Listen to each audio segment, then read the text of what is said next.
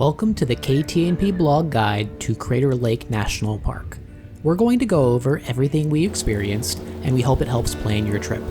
The main highlight of the park is the titular Crater Lake. Outside the lake, though, are many trails, forests, mountains, geological features, and much more.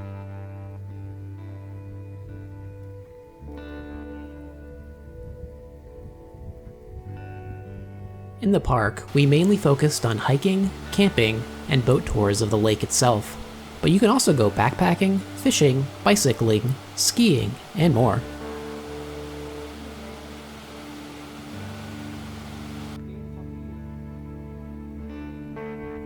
We visited Crater Lake in the summer of 2017. We had been looking forward to visiting the park for a long time, and in terms of natural beauty, it exceeded our expectations. It was created in 1902 and is the 5th oldest national park in the United States. The park protects the namesake Crater Lake, which is the caldera of an ancient volcano called Mount Mazama. It was formed by a volcanic eruption that occurred 7,700 years ago.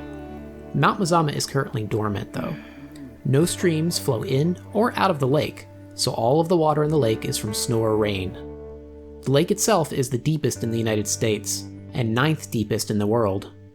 In the center of the lake is a landmass called Wizard Island.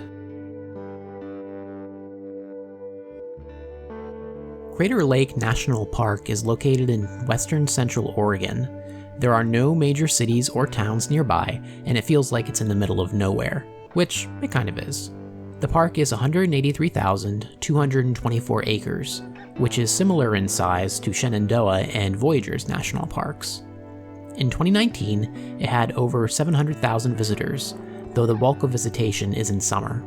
Much of the park is blanketed with snow in the winter and partially closed. Most of the services in the park are located near the south rim. There are 2 campgrounds and 1 lodge in the park. The first and largest campground is Mazama, which is managed by a concessionaire. The second campground is Lost Creek, which is smaller and managed by the Park Service. Both campgrounds are located a few miles away from the lake's rim. The park has one option for lodging other than campgrounds, which is Crater Lake Lodge. The historic lodge, built in 1915, is located on the south rim of Crater Lake. The park has 2 visitor centers. Steele Visitor Center is on the south side of the lake and is the larger of the 2. It's also the park headquarters. The second visitor center is Rim Village, which naturally is near the lake's rim. With the area being fairly remote, it's a good thing that there are a couple of restaurants within the park: Annie Creek Restaurant, Rim Village Cafe, and Crater Lake Lodge Dining Room. The quality varies and all are somewhat expensive. The lodge has the best food of the 3, though. As discussed, there are 2 front country campgrounds in the park, Mazama and Lost Creek. Mazama is managed by a private concessionaire, which is currently Aramark. When we went, though, it was Xanterra. This is the only campground in the park that accepts reservations. It's a large campground, and we found it to be an okay one, but we've been to better ones. The system for selecting your sites is unnecessarily complicated, and sites could have been better maintained. That said, given the size of the campground, it was quiet, and its location is good for exploring the park.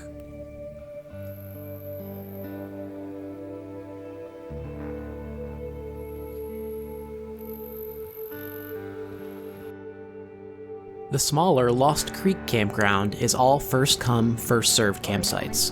The campground is managed by the Park Service. We didn't stay here, but wished we had, as it seemed to be more private.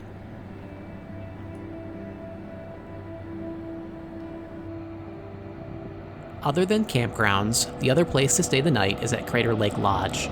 The lodge can be expensive and hard to get reservations for, but it is worth it.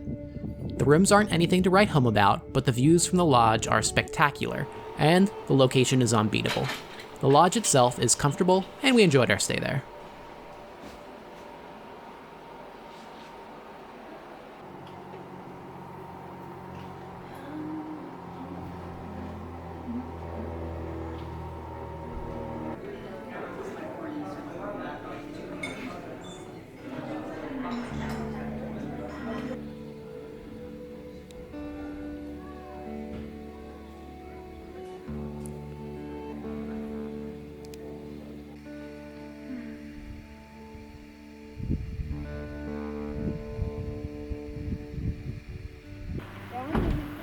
The 2 visitor centers in the park offer familiar conveniences: a gift shop, water bottle filling station, restrooms, and more. Steele Visitor Center also shows a film about the park, which we recommend viewing.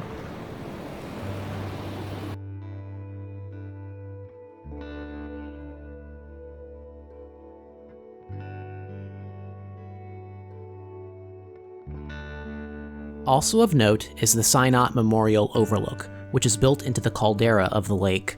Close to the Rim Village Visitor Center, the overlook has great views and an interesting museum about the geological history of Crater Lake.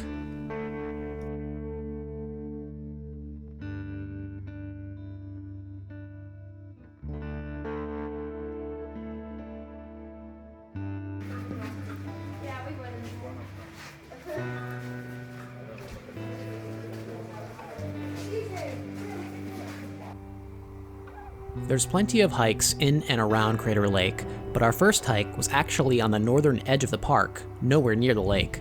Boundary Springs is a 5.4-mile out-and-back trail that leads to the headwaters of the Rogue River. The trail starts in Rogue River Siskiyou National Forest before entering Crater Lake National Park.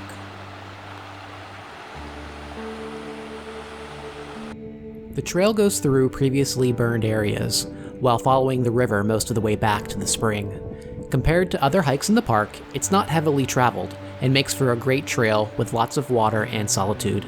But there's not a lot of scenic views if that's what you're looking for. At the end of the trail are numerous springs which form Rogue River, which seems to magically emerge from the earth.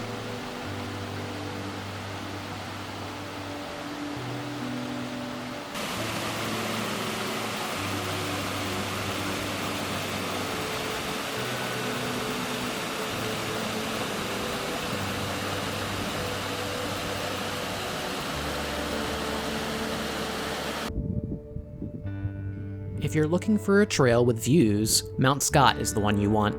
Located on the east side of Crater Lake, the trail goes up to the highest point in the park. It's a very popular trail though, so you will not have solitude unless you go here at off times. The trail is dusty, sun-exposed, and switchbacky as it ascends.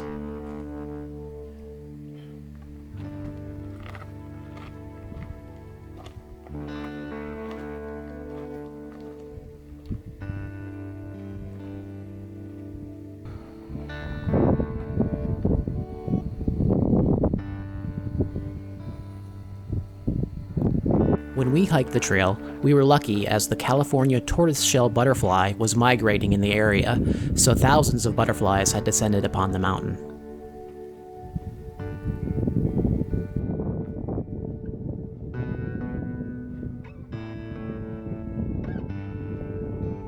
At the top of Mount Scott is a fire tower, built in 1926 and still in use today.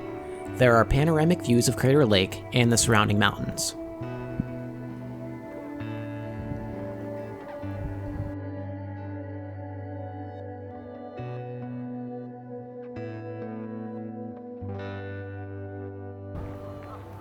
One of the newest trails in the park is Plaikni Falls. Built in 2011, it's an easy 2-mile trail to the impressive namesake falls. While this trail is wheelchair accessible, there are some stairs at the very end to get closer to the falls. We recommend going in the afternoon for better lighting.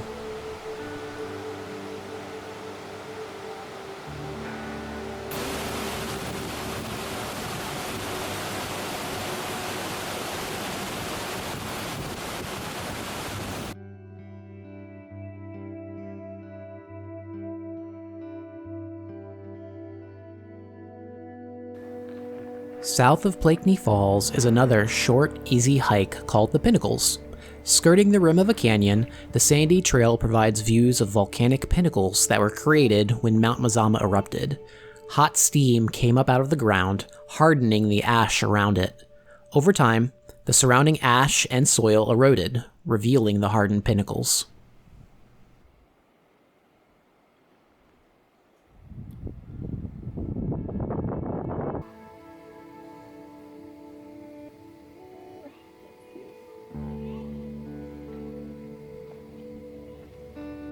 Lady of the Woods is a short trail right outside of Steele Visitor Center. There's a guide booklet that gives information at numbered markers along the hike. When we hiked it, there were so many mosquitoes that we didn't really enjoy the trail. It's known for a rock sculpture of a woman at the end. Mosquito?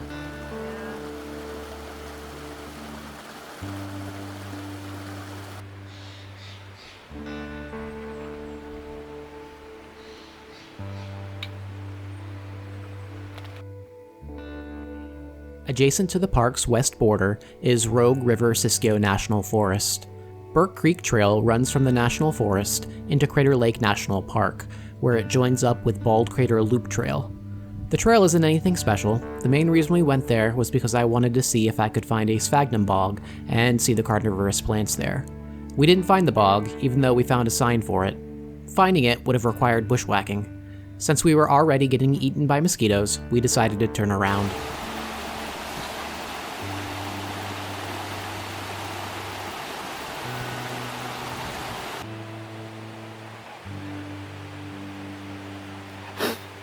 Oh my gosh. Ah. Hold on. Crater Lake gets a ton of snow each year, so some trails don't open until very late in the summer. The Watchman Peak Trail, located on the west side of Crater Lake, only opened a few days before we hiked it. We did have to go through a bit of snow, but a path was carved out for us.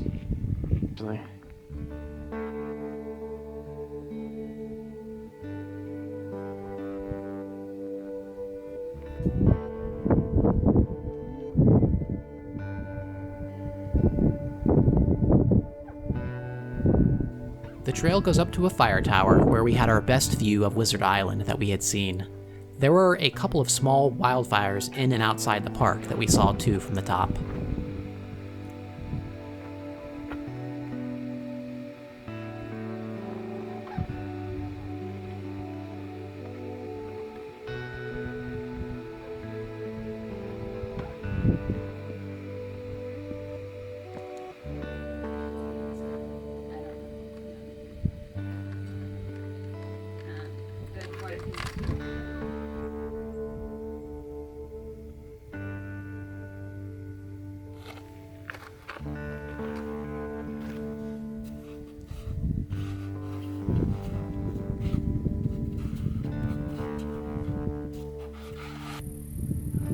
Garfield Peak Trail is located at the south end of Crater Lake, right next to Crater Lake Lodge. Like Watchman Peak, Garfield Peak doesn't usually open until later in the year because of snow. When we did the trail in late July, it was still partially closed. We got to about a quarter mile away from the summit.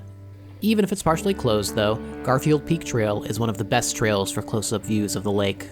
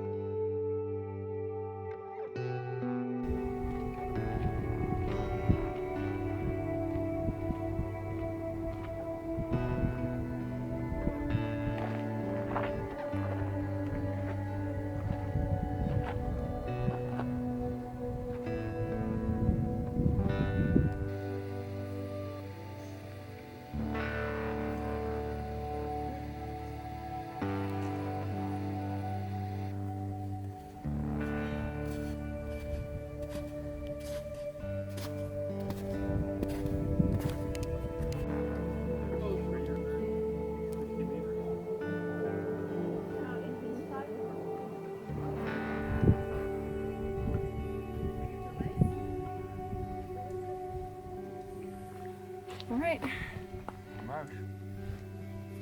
The only way to the lakeshore of Crater Lake is via the Cleetwood Cove Trail. The trail features a steep 1-mile descent over 800 feet. Coming back up is another strenuous mile with the sun exposure and incline, so make sure to have plenty of water available and take breaks as needed. At the bottom of the trail is a boat dock for lake tours as well as an area for fishing and swimming. There are a few spots where people jump into the lake, which can be a cool 60 degrees Fahrenheit in July.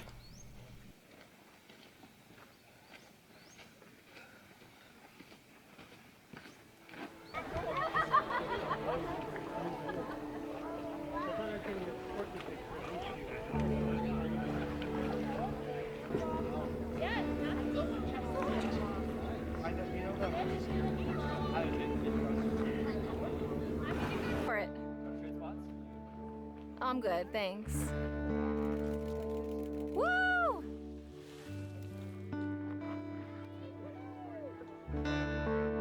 We had intended to take a lake tour and shuttle to Wizard Island, but while on our trip, boats to Wizard Island weren't running, so we were only able to do the lake tour, which is a counterclockwise circumnavigation of the lake. A park ranger narrates the tour, showing various features along the lake and giving history lessons. You get great views from a completely different perspective. We'd recommend this. It was one of the highlights of our trip.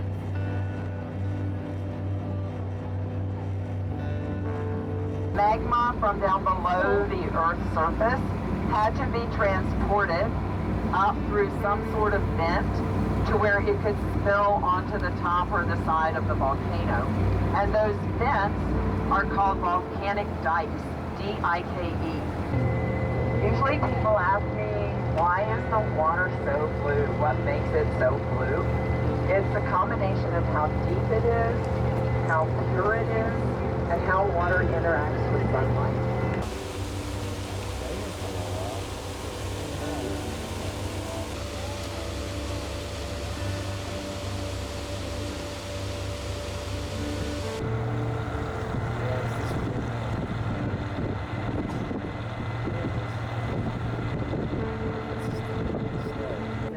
Because some years, like this year, we got 48 and a half feet of snow, and some years we might only get half that much.